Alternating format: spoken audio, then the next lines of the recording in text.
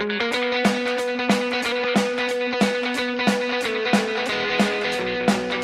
do I think the best thing about Rutland? Yeah. Well, it used to be there was no one here. Well, it is the smallest county. It depends if the tide is in or out on the Isle of Wight. What? I know.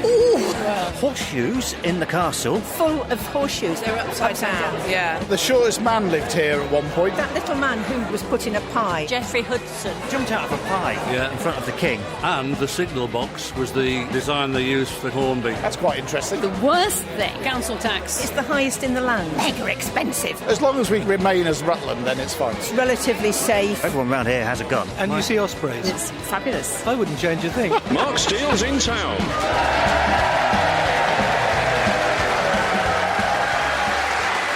Thank you so much. Welcome to Mark Steele's in town, which this week comes from Oakham in the historic and massive county of Rutland that stretches through thousands of miles of prairies and 5 separate time zones. You are, of course, the proudest county in Britain because you're smaller than all the others. You're a speed bump between Leicestershire and Lincolnshire. So you have less impact than any other county. Fewer people have heard of you. No one knows why you exist. Every few years you're abolished and no one outside Rutland cares or even notices, really. And even your motto is...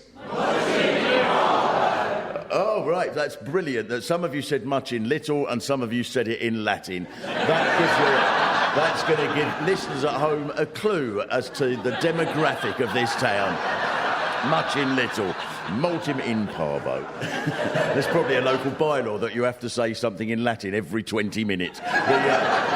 Oliver Hensley, leader of Rutland Council, said, "I think people who live in Rutland are genuinely proud to belong to England's smallest county." And that is quite an achievement, isn't it?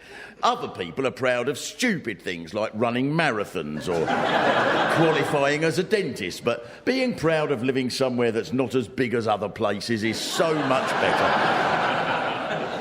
For example, in 15 things you didn't know about Rutland, one boast is Rutland was the first county to offer region-wide coverage for charging electric cars. In 2012, we installed 4 charging points in the county.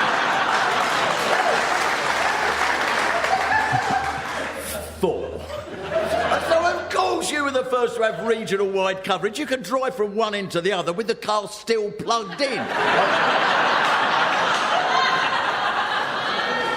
Even then, as I'm sure you all know, you're not always the smallest county because the Isle of Wight is smaller when the tide's in. The cheating little islanders. I've been to the Isle of Wight and I've seen them. They have people all round the coast all day long slushing the water in. Yeah, we're smaller. Sometimes, of course, it is suggested that you're made part of Leicestershire again. Are you fans of that? Your MP, Alicia Kearns, said, "We will not accept having our identity stripped from us. Our ceremonial status must be protected at all costs." It's like listening to Nelson Mandela, isn't it? There are posters up here everywhere saying, "Retain our county ceremonial status." What a wonderful slogan that just trips off the tongue. There's a story of how Rutland was created, that once upon a time a man called Rut was granted as much land as he could ride around in a day, and Rutland was the result. And if he'd made more of an effort, you could have had everything from here to Sheffield, but he couldn't be bothered. This is the sort of thing that happens here. According to links online, King Charles will be receiving a letter from Uppingham Town Council about local government reorganisation. You're sending a letter to the King. I'm not the most ardent royalist, but what are you doing bothering the King? He must get up every morning, have someone take off the shell of his boiled egg for him, and then go, "Look at the post. Oh, thank God, bloody Rutland again." Sometimes, of course, it is packed here in Oakham in Rutland. You get traffic reports warning of congestion. This was the local warning one day. A606 delays expected today. Reason, agriculture. Tractors outnumber cars 3-1. which is probably why you're small. Rut was on his horse, about to get a gallop on, and then went, oh, no. Oh. 8 tractors. And there's loads happening here. The official Discover Rutland tourist film says there's so much to see in Rutland, it's hard to know where to start. In Oakham, there's the Buttercross, the town pump, or the stocks with 5 holes. Where do you start out of all of them? The stocks alone, you need a day for each hole. And Discover Rutland also tells us about another landmark here, Oakham Signal Box. Built in 1899, became famous after it was used by Airfix as the template for all their model railway signal boxes. You must love that one of the only activities to come out of Rutland is making versions of you that are even smaller than you are to start with. Things to do in Rutland as one of its main Rutland activities, Stamford Corn Exchange Theatre. Hang on! Stamford isn't in Rutland, it's in Lincolnshire. You can't have it both ways. It's much in little, not much in little plus bits of Lincolnshire. It is slightly on the posh side here, I think it's fair to say. On Mumsnet, there was a discussion that started, we're considering moving to Rutland. Can anyone let us know what it's like? And the first answer was, our neighbour is the Earl of Gainsborough. And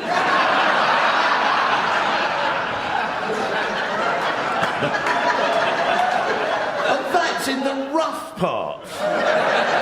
But people tell their kids, stay away from that Earl of Gainsborough estate. He's not even a duke. I'm not having you running around with them. And then, this was true, on Mumsnet, the reply was, what areas should we avoid? What area? What is the rough bit? So, I mean, I could understand asking that question about Rutland if you were a fox. You've only got 2 places, Oakham and Uppingham. If you want to avoid one, just go to the other. One place to avoid, I would think, is the village of Nether Hambleton, as it's underwater since the reservoir was created. I'd be tempted to go on Mumsnet and say, may I recommend Nether Hambleton? You'll get no trouble from the neighbours, and at least it's not affected by a hosepipe ban.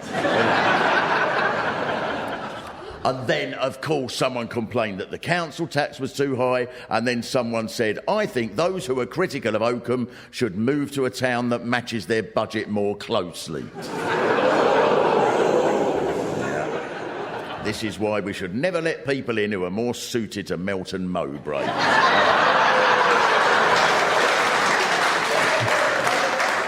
Sorry, mate, can't come in here without a wax jacket.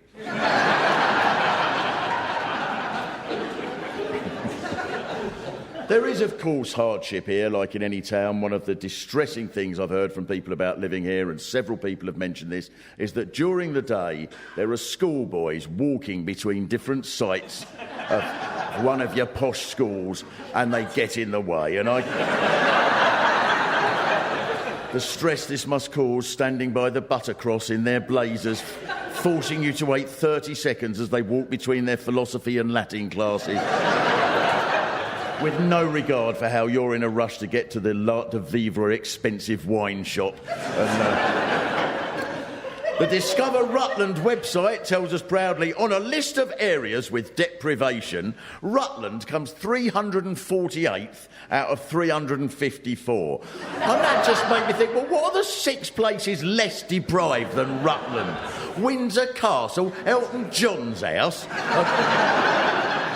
The high street shops are Heidi Yeltsin Jewellers and Rhiannon Jones Chiropractors, and for the people who are deprived, there's £38 land where you can buy cheap household items like washing up sponges for only £38. The market here was open today as I was here. It's a beautiful, beautiful market, not at all like the market in most towns, full of blokes in caps going 50, 50, 50, 50, 50, 50, 50. No, none of that here. Here they go 140, 140, 140, 140, 140, 140 a square yard for your Persian. Rug. The magazine Discover Rutland is full of suggestions about lovely gardens to see, and then it mentions Cinema Club. So I thought, oh, well, that's a bit more down to earth. And then it says, Cinema Club, where you can watch films in the unique atmosphere of the Rutland Riding School. Even the Cinema Club is in the riding school. Why not enjoy an urban gangster hip-hop night in the unique atmosphere of the Rutland Equestrian Society?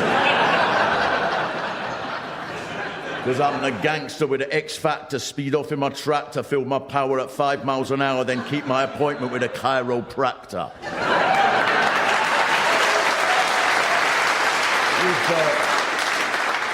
But you have some genuine landmarks here we shouldn't mock, such as the first statue of Elizabeth II, built after she died. You were out of the traps like a whippet with that, weren't you? Did you all go to the ceremony, the unveiling of the statue? Oh, this is divisive. There were 400 people there, apparently. 50 corgis came. If you want a dog here, I suppose you have to have a corgi. Otherwise, the animal welfare people go, I'm afraid your county isn't big enough for a Labrador. And it was the least you could do to put up a statue of her, as you were probably writing letters to her every day. You could have made the statue hollow and posted letters straight into it. Do you like the statue? Yeah, oh, it's all right. I mean, the Queen's a bit down market for you here, isn't she, Oscar? There's a couple of corgis in the statue, isn't there? The corgis are the best bit. The corgis are the best bit? Oh. So it was that the first person to be hung for treason since 1862. A lot of us don't think it looks like the Queen. It doesn't look like the Queen as she is now, I'll grant you that. Someone thought it looked like Pat Phoenix from Elsie Tanner from Coronation.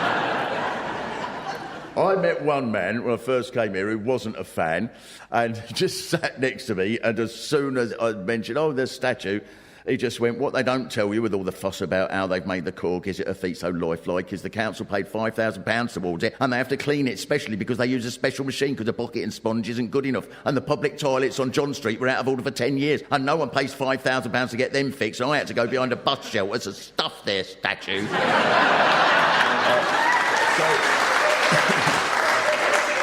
So Rutland has developed a surprisingly Republican following because of this toilet issue. And 10 years does seem quite a long time to fix a toilet, given that you've flooded half your county in less time than that. One article about the toilets in Oakham and Rutland News was called A Decade-Long Saga of Neglect and Disappointment. It said the closure of the public toilets has a negative impact on the town's overall image. The people of Oakham deserve better. The council said the reason it took so long to rebuild them was antisocial behaviour and vandalism. In Oakham? What antisocial behaviour was that? Did someone urinate without toasting the king? And they are fixed now, the toilets, you'll be glad to know. And they are beautiful, aren't they? Oh, see, you're like, not thatched though, are they? They are the most beautiful public toilets I have ever seen. All stone and lovely, and inside it's all beautiful. Most people in Britain, if there were public toilets like that in their town, they'd leave their own house to go to those toilets. Not to go to the toilet, to have their dinner in them. I expect that if there is graffiti in there now, it's in Latin. Veni vidi defecati. What more do you want in a toilet than that? Do you want someone to hold your knob with a cake tong? So that you can read Hare and Hounds while you're having a slap? In general, though, I'll be fair, you are determined to stay healthy here. For many years, you boasted that this was the only county that didn't have a McDonald's. And then, are you pleased about that? Eventually you got one, but it's quite a classy McDonald's built from Ketton stone, and I expect you get to the drive-through bit and go, I'll have some Osprey McNuggets, please. But the place that really makes you wonder what's going on when no one's looking is Whitwell. Do you know about Whitwell? Do you know where it's twinned with? This is the story of how the tiny village of Whitwell became twinned with Paris. According to BBC News, in 1980, regulars at the Noel Arms pub, fuelled by pints of beer, hatched a plan to twin their tiny village with the French capital. They wrote to Mayor Jacques Chirac, stating that if he didn't respond within 5 weeks, they'd assume he agreed. And now, Whitwell, on the road signs, it is officially twinned with Paris. So, Rutland, you should do that with everything. The Dear Olympic Committee, we have decided to host the next Olympics. If you don't reply, we'll assume you've agreed. You've got so many little subversive ways between you, because like any underground group of revolutionaries, you've got your own secret code, and yours is perfect for Rutland. Your code is you turn the horseshoes the other way round so everyone else. And the theory is that the normal way of depicting a horseshoe as a sort of U-shape means that the devil can make a nest in it. But if you turn it up the other way, the devil will fall out. So you all know this, you're all very proud of this, and the upside-down horseshoes, or you would say the right way up horseshoes, are everywhere. And I have to say, how many layers of irrational rubbish are wrapped up in that?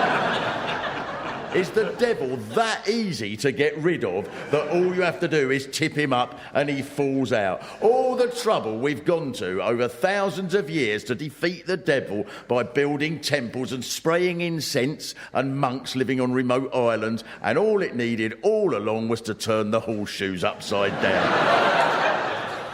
I love the castle that's full of horseshoes, that castle up there, even though, strictly speaking, it isn't entirely a castle.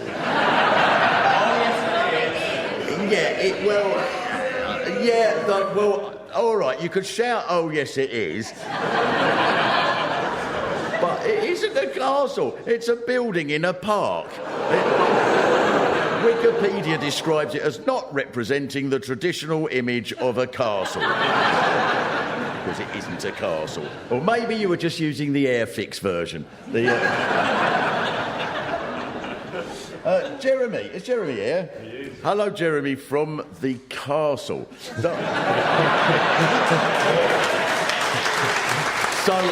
Right, it's your job now to mount the defence, which is quite a costly thing to do. Exactly. As you know, the building you came into is actually called the Great Hall. Right.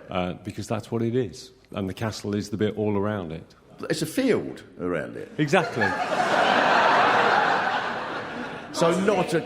It's what? A Mott and Bailey castle. Hello, Adele. Hello. A Mott and Bailey castle? Yes. What does that mean? So it's got an outer bailey, which is a big, big wall. Oh, okay. And then it's got an inner bailey, which is a smaller wall. But the castle itself is actually everything that's included within the outer and inner bailey. So all the lumps and bumps there are actually part and parcel of the castle. See, I think most people think of a castle as having turrets and bits out the top, where people could throw burning oil and fire arrows. This one actually predates that. Oh, so it's all the other castles that aren't castles.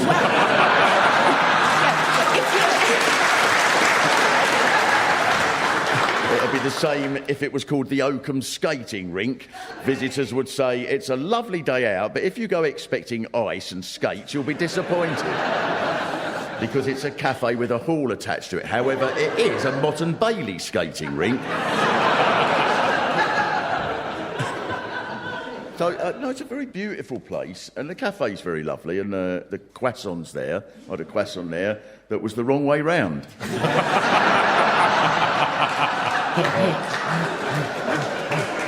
We'll mention it. Do you have weddings? We do indeed. And does the price of renting it out go up if it's a castle? Yeah. It's a brilliant tourist attraction, and it's brilliant as well because it's easier than other tourist attractions, isn't it, to just turn your horseshoes round the other way rather than build a log flume. You'd think somebody else would have thought of it, wouldn't you? But they didn't. It's our special thing. There's a Queen Elizabeth II horseshoe there, which, as everybody says, does look amazingly like a toilet seat. There are plans to fix that, but it's been over 10 years now, and the council...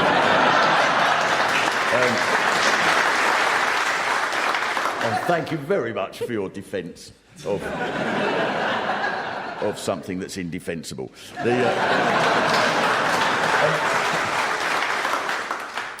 Now, there are parts of your heritage that are truly magnificent, such as the story of Oakham's Geoffrey Hudson. And you've all heard of Geoffrey? His official title, magnificently, was Court Dwarf of the Court of Queen Henrietta, wife of King Charles I.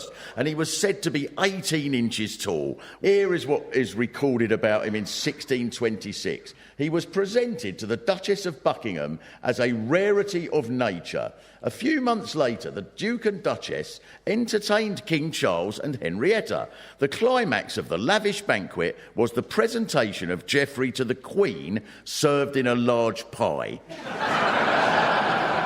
Your most famous historical figure was served to the King and Queen in a pie.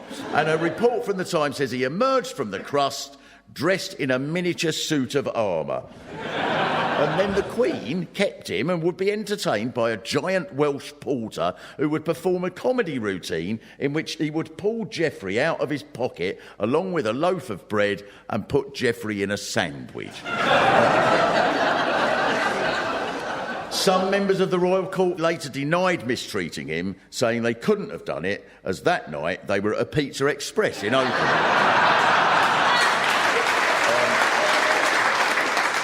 According to one article, while in France, he fought a duel, but his opponent didn't take him seriously and came with a water pistol, so Geoffrey shot him dead. So Geoffrey was exiled from France, and Geoffrey then learnt to ride and went to fight for the king, where he was captured by Barbary pirates and enslaved for 25 years in North Africa.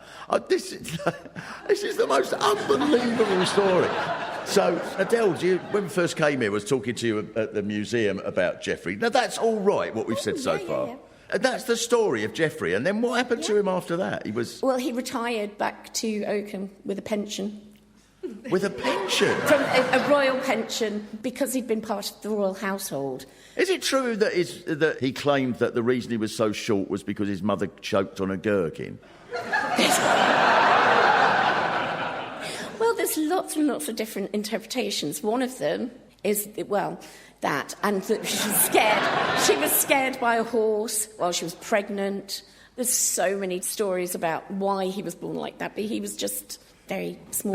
According to the things that I read, the 1885 Dictionary of Natural Biography, right, bear in mind they didn't have our modern sensitivities in 1885, Geoffrey returned from North Africa having grown to 45 inches, yes, attributing his dramatic increase in height to all the buggery. Yeah.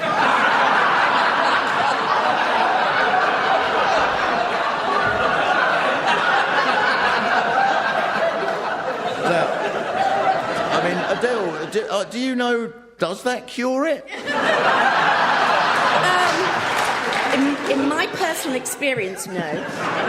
But, yes, he truly believed that. So, I wonder, did he spend the rest of his life going, I feel a bit sore, but at least I can reach the marmalade? He went from looking like a beautiful...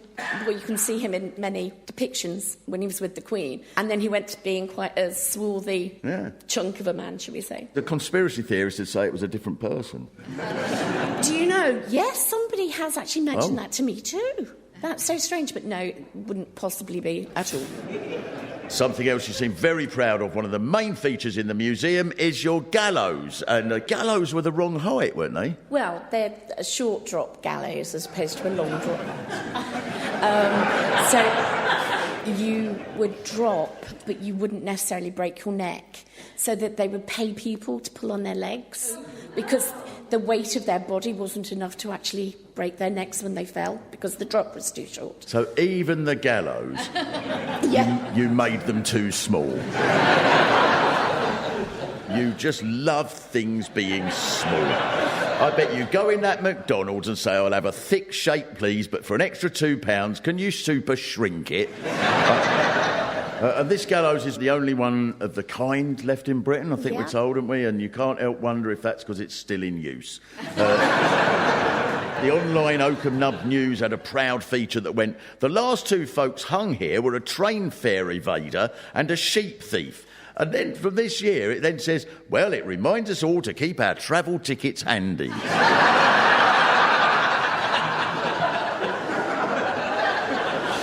But the most prominent landmark in Rutland isn't any of these things at all, or even anything solid, because half of your tiny county is a reservoir. You have the smallest county, and half of it is flooded. One website about the reservoir says, Rutland water is the perfect coming together of people, wildlife and business, showing how all three can thrive. To build the reservoir, it was necessary to flood some local villages and clear them of people.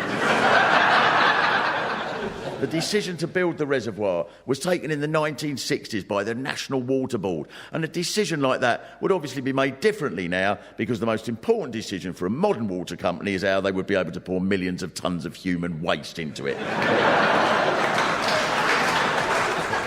The middle of Rutland was chosen for the reservoir because it had the right shape with the right geology to support the weight of a dam. And farmers and people who lived in villages such as Hambleton, their land would be flooded, so they organised public meetings, and the Rutland Water website reported that one farmer asked the invaders what they know about rearing hamsters. And when they asked what he meant, he declared that with the amount of land left to him by the invading water authority, hamsters are all that I will reasonably be able to put out to pasture. Do people here remember the campaign? Oh, lady at the back there. I'm really sorry, I sort of said yes before you actually... I was really small. I remember the Diggers. All right. And did you like the Diggers? I loved the Diggers. It was very exciting. Yeah. But I also did go to the party for Whitwell being twinned with Paris. God, but that was... What happened at that? It was great. We were all dressed in, obviously, French clothes, so we all had stripy shirts. Did anyone from and... Paris come? Oh, no.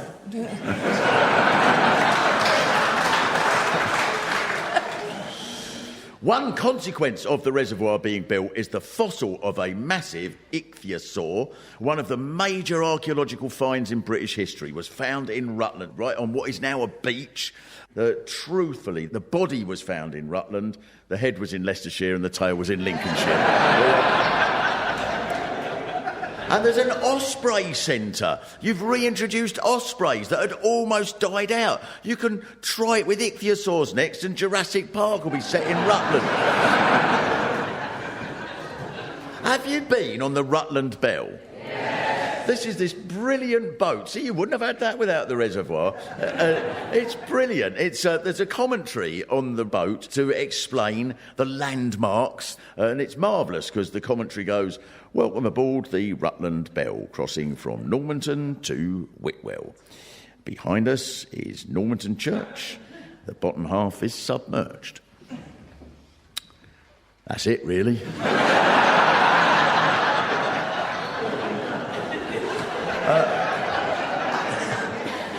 So, can I speak to Matt? Hello. Oh, hello, Matt. And so your job is... I'm the lead skipper on the boat. It's my business as well. So you're the skipper? Yeah, one of. Because it's not like, you don't have to be troubled with waves or anything.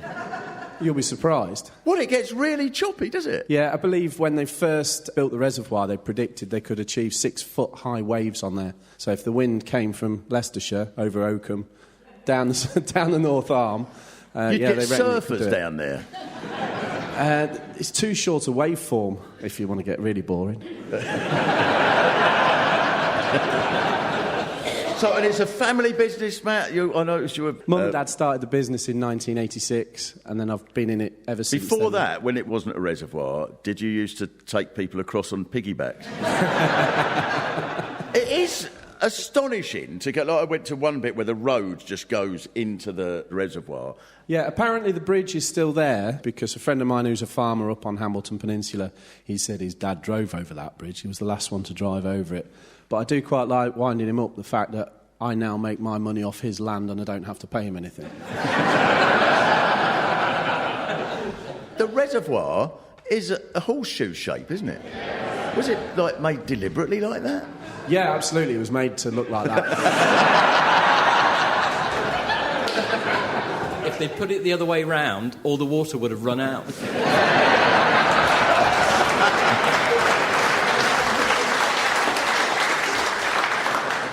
Thanks very much. And it is beautiful, the Rutland Bell. It is really Thank you. day out.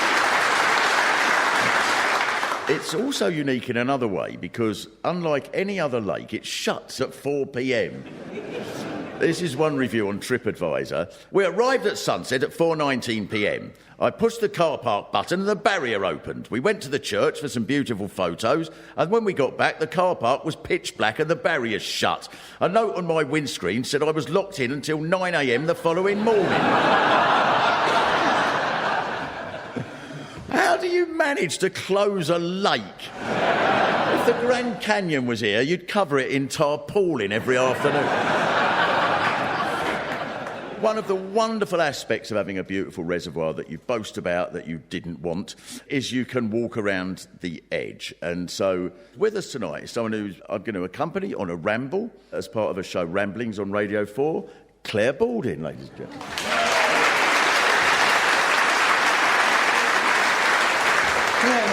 Hello, Claire. How lovely. So, first of all, why have you chosen to come to Rutland? Is this the last county that we haven't done? That you haven't done? I feel bad. I didn't bring a horseshoe, actually. I should have done, and I didn't. Well, I've got to ask you this. What do you think about the horseshoe issue, then? The upside-down horseshoe. I mean, that sends shivers down my spine because in my world, that's terribly unlucky. I know you've turned it into something really positive, and I admire that about you. But it scares me slightly. But yeah, I was intrigued to come here and walk with you tomorrow. I mean, actually, we're going to do 2 walks tomorrow, so you will hear so much about Rutland on Radio 4. It's going to blow your minds, and then you'll be complaining, writing letters saying you've brought all the tourists here and we don't want them. Send them back. Have you looked into where we're going yet? No. Oh. I don't think we can get lost, can we? Just follow the edge of the water and then ring Matt and get him to rescue us. It is a Sunday, though. Do you close earlier on the lake on a Sunday? We'll stay open for you. You stay open for us, thank you. Now, I'm going to have to ask you to help me out with something here, Claire, because I don't know if you've noticed this, but being one of Britain's leading sports presenters, the International Olympic Committee has agreed that the 2028... Wow! That the 2028 Olympics will be held in Rutland. Yes! Or at least they haven't said that it won't be, so I'm hoping that you can give us a preview of what the coverage will sound like. Oh, I think I've got to get myself in the mood for this and really envision it. So, welcome back to day 9 of the Rutland Olympics in a moment. We're going live to the velodrome where the men's sprint has been going on for over an hour because all the cyclists are stuck behind a queue of tractors. Earlier today, we saw controversy in the 400-metre hurdles when athlete Kevin Simpson was disqualified. Kevin, what went wrong? Well, I'm devastated, Claire. I stepped out of my lane and that meant that I was outside Rutland and in Lincolnshire. And there was a similar incident in the javelin when a Polish thrower missed Rutland altogether. And finally, for fans of rowing, I am sorry to tell you the competitors all turned up at the reservoir to find out it was closed. Thanks very much to Claire Balding, thank you. But if you were militant against the reservoir when it came to being part of Leicestershire, you were prepared for war. Rutland's campaign of opposition included stunts such as mounting a pretend battleship called HMS Rutland on a lorry and shooting fireworks at the offices of Leicestershire County Council. And then as part of the campaign, many people refused to write Leicestershire instead of Rutland on their envelopes. Rutland is that? I imagine you took advice off independence movements in South America. By now, officials from Leicestershire must have been going, maybe we should back down. We've seen what they do to a fox, and that didn't incorporate them into a unitary council. And I expect there were solidarity marches around the world with young people waving upside-down horseshoes and chanting, Rutland will stay what we are, from the river to the reservoir. Then in 1997, the government backed down. Probably after all the pressure of those envelopes with Rutland written on them. So you've got a tasty side to you that you wouldn't expect if you were at an artisan olive stall in Uppingham Market. So there's a side to you that's hidden, it seems to me, Rutland, that's more potent than you'd think. For example, I read that in 2006, Rutland had the highest fertility rate of any English county. And yet the men here have the smallest genitals in the country. But it doesn't matter, because much in little.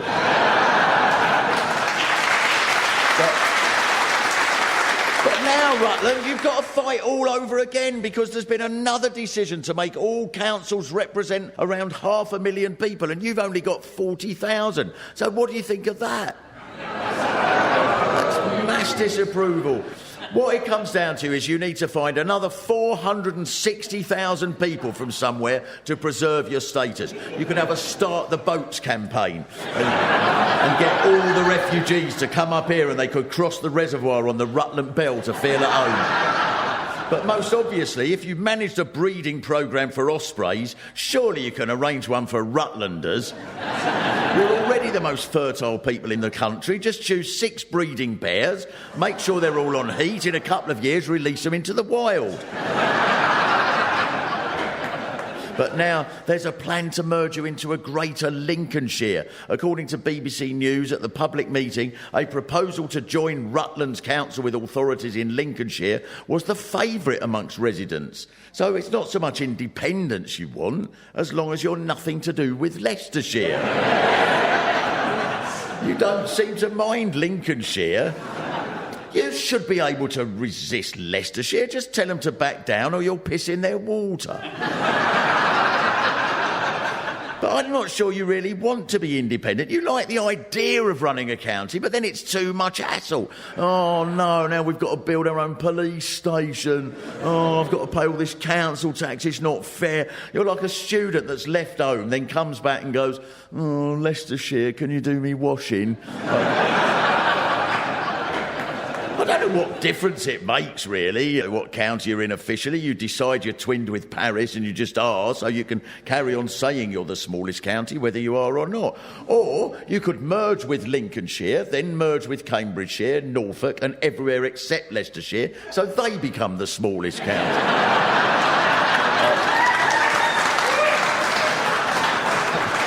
There's a campaign here now to stop the cement works because it's spoiling the tranquility of the reservoir that you didn't want. And that is an admirable level of stroppiness, like spoilt kids. It's beautiful. It's a beautiful, admirable stroppiness, and it means you'll always be Rutland, whatever county you're merged with. You're a historic county. You're Geoffrey Hudson in county form. You're small, but people underestimate you at their peril. You were erased from history, but came back again, strangely stronger than before. He was incorporated into a pie. You were incorporated into Leicestershire.